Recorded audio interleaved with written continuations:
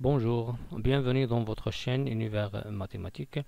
Dans cette vidéo, on va étudier la fonction suivante. La fonction f de x égale la valeur absolue de x sur x au carré plus 1. C'est-à-dire on va répondre à quelques questions concernant l'étude jusqu'au tableau de variation de cette fonction.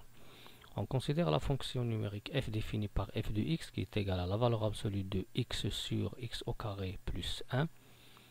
Premièrement, petit a, déterminer le domaine de définition de cette fonction. Bien sûr, avant d'étudier n'importe quelle fonction, il faut déterminer son domaine. Donc, je commence par écrire x un élément de df. Ceci est équivalent à dire quoi?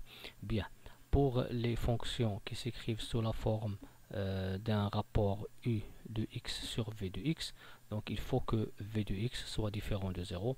Et ici, bien sûr, v de x, c'est quoi? C'est x au carré plus 1 est différent de 0. Bien sûr, on voit directement que x au carré plus 1 il est différent de 0. Pour justifier cela, soit je peux résoudre cette équation de la manière suivante: si et seulement si x au carré égale à moins 1, ce qui est bien sûr impossible. Pourquoi? Parce que x au carré il est toujours positif, le moins 1 il est négatif, donc il est impossible. Par suite, cette équation n'admet pas de solution. Ou bien je peux traiter de la manière suivante. Je peux dire que puisque x est un élément de R, je sais que le x carré il est toujours supérieur ou égal à 0. Donc x au carré plus 1 il est supérieur ou égal à 0 plus 1, c'est-à-dire supérieur ou égal à 1, donc il est supérieur strictement à 0, donc on ne peut pas avoir x au carré plus 1 égal à 0. Dans ce cas, x, bien sûr, est un élément de l'ensemble R. Par suite, le domaine de cette fonction, c'est l'ensemble R. La deuxième question, on veut étudier la parité de la fonction f. Donc, d'après son domaine, on voit qu'il est symétrique par rapport à 0. Donc, si x, c'est un élément de df, c'est-à-dire R, on a moins x, c'est un élément de df qui est R. Donc maintenant, on va considérer x un élément de domaine et on va simplifier f de moins x. Bien, étudier la parité, c'est-à-dire soit elle est paire, soit elle est impaire. Donc f de moins x à quoi est égal? On va bien sûr travailler avec l'expression. On va remplacer les x par moins x. J'écris ici la valeur absolue de moins x sur moins x le tout au carré plus 1 qui est égal. Pour la valeur absolue de moins x, on sait qu'il est toujours égal à la valeur absolue de x parce que deux réels qui sont opposés, ils ont même valeur absolue.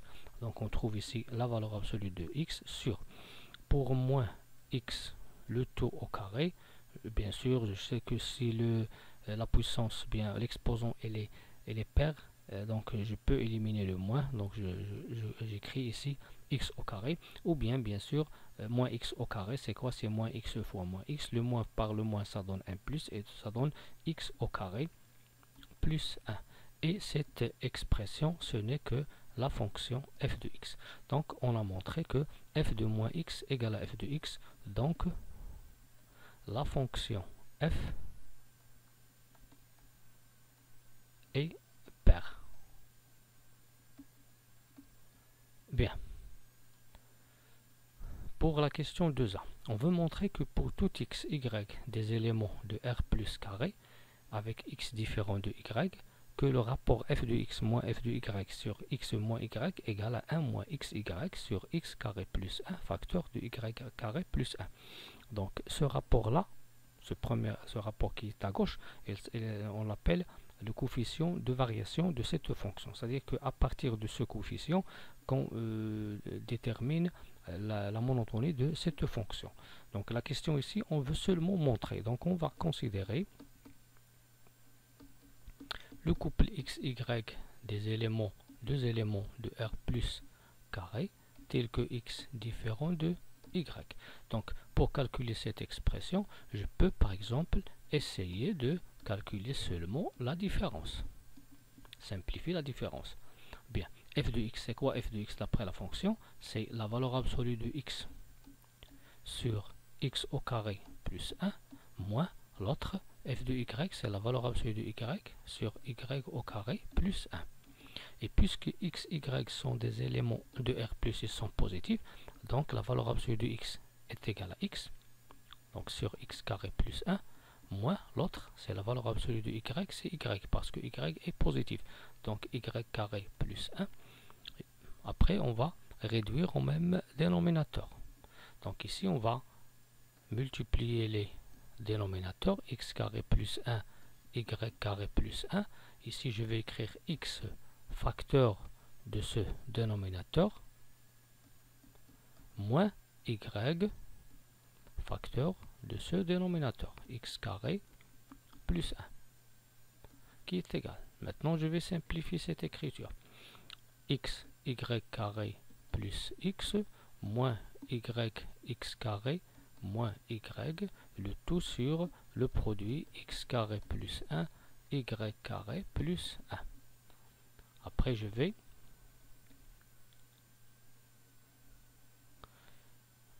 grouper les termes. Donc x, y au carré, moins y, x au carré, plus x moins y sur le produit x carré plus 1 facteur de y carré plus 1. Après, je vais factoriser. Bien sûr, ici, je vois que lorsque je calcule ce rapport, il faut trouver ce rapport-là, c'est-à-dire il faut faire apparaître x moins y comme facteur de ce numérateur. C'est ce que je veux essayer maintenant. Je vais essayer de factoriser par x moins y pour en simplifier. Donc ici, pour x, y carré moins y, x carré, je factorise par x, y. Il me donne y moins x plus x moins y sur x carré plus 1 facteur de y carré plus 1 qui est égal. Bien.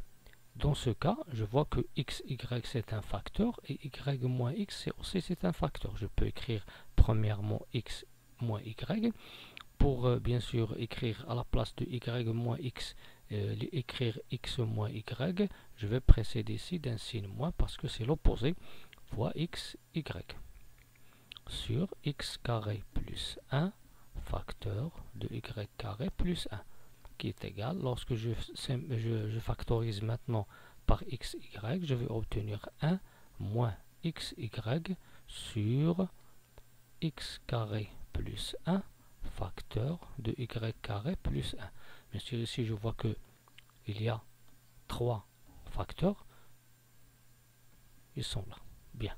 Après, je vais calculer maintenant le rapport f de x moins f de y sur x moins y, à quoi est égal à x moins y facteur de 1 moins x, y sur x moins y facteur de x carré plus 1 facteur de y carré plus 1. Bien sûr, ici pour vous aider, si je considère a sur b, le rapport a sur b, le tout sur c, à quoi est égal à a sur b fois c.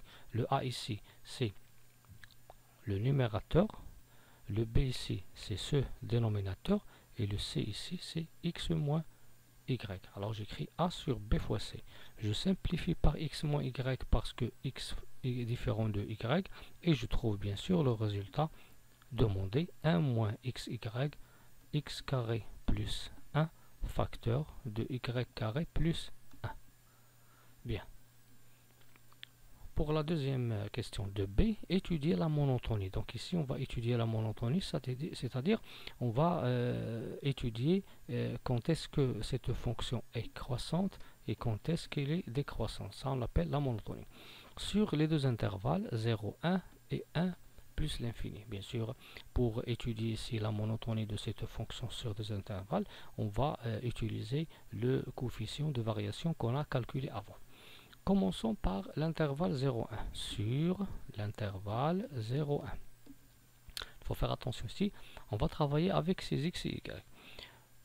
On va prendre un élément de 0,1 et y aussi un élément de 0,1. Pourquoi? Parce que on travaille sur l'intervalle 0,1.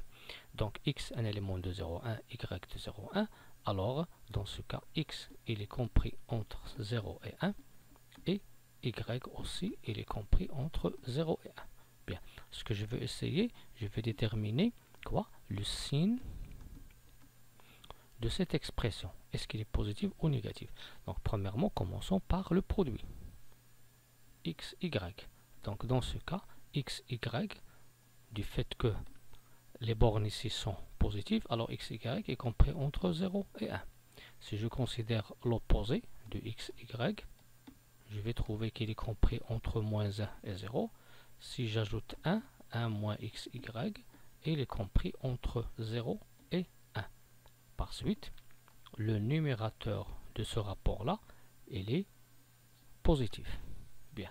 Pour le dénominateur, on sait que toujours x carré plus 1 positif, y carré plus 1 positif, donc le produit il est toujours strictement positif.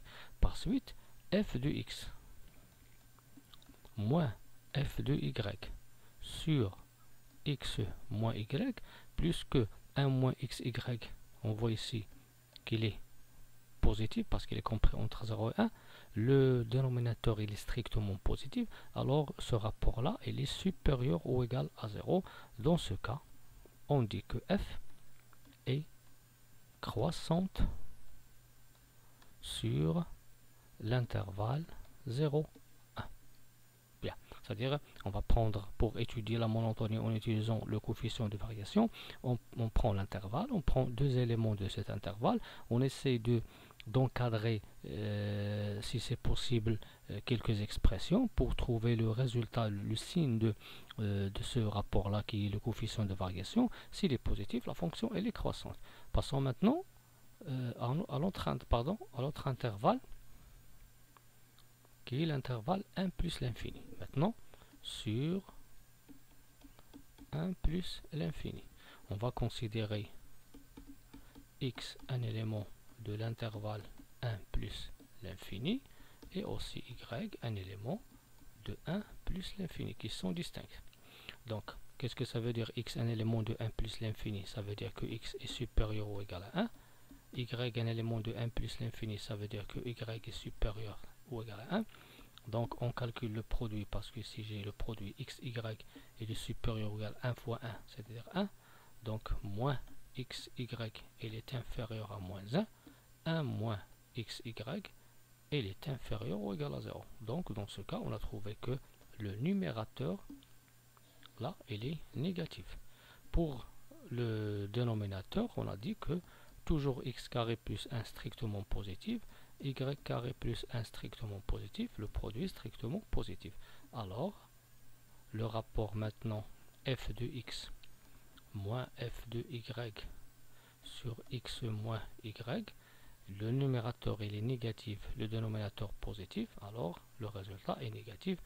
Donc, f est décroissante sur l'intervalle 1 plus l'infini. Donc on a étudié la monotonie, on a trouvé que la fonction elle est croissante sur l'intervalle 0,1 et décroissante sur l'intervalle 1 plus l'infini. Pour la question de C, déduire les variations de la fonction f sur son domaine de définition. Bien, ce qu'on voit ici, c'est que déduire, ça veut dire répondre à cette question, ou bien étudier les variations de la fonction en utilisant les questions précédentes. Ça, c'est possible. Et deuxièmement, on sait qu'on a étudié les variations sur deux intervalles, 0,1 et 1 plus l'infini. Et on a bien sûr trouvé que f est croissante sur 0,1 et f est décroissante sur 1 plus l'infini. De même, dans la première question, puis la deuxième, on a montré que la fonction f elle est paire. Donc, du fait qu'elle est paire, ça va nous aider pour donner les variations de la fonction sur les autres intervalles qui sont symétriques de 0,1 et 1 plus l'infini. Bien, commençons maintenant le tableau de variation. Pour le domaine, bien sûr, on a bien sûr le domaine CR, c'est moins l'infini plus l'infini. Puisque la fonction elle est paire, alors on va diviser bien sûr l'ensemble R en deux intervalles, moins l'infini 0, 0 plus l'infini. On a étudié bien ici, je vais écrire f de x.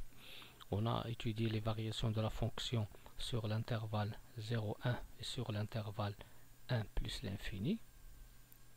Donc, dans l'intervalle 0, 1, la fonction elle est croissante. Dans l'intervalle 1 plus l'infini, la fonction elle est décroissante.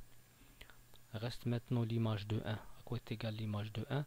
F de 1 égale à 1 sur 1 au carré plus 1 qui est égal à 1 demi. Donc on va écrire ici 1 demi. Pour f de 0, ça donne 1, 0. Du fait maintenant, donc on a travaillé le tableau de variation sur l'intervalle 0 plus l'infini parce qu'on a vérifié qu'il est croissant sur 0, 1, décroissant sur 1 plus l'infini. Donc comment on va donner les variations sur l'intervalle moins l'infini 0? Par symétrie.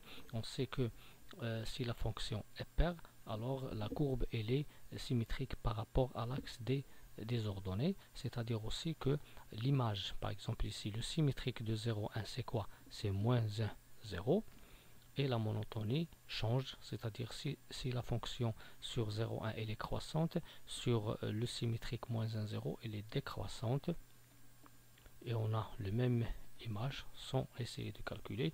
Et le symétrique de même de 1 plus l'infini, il nous donne moins l'infini moins 1. Du fait que la fonction elle est paire, alors la monotonie de la fonction sur l'intervalle 1 plus l'infini, il va être changé ici, puisque sur 1 plus l'infini, elle est décroissante, sur moins l'infini moins 1, elle est croissante, et on voit bien sûr que la fonction ici, elle est symétrique par rapport à 0, c'est-à-dire quand on représente la courbe dans un repère orthonormé, bien sûr on voit que la courbe elle est symétrique par rapport à l'axe des ordonnées.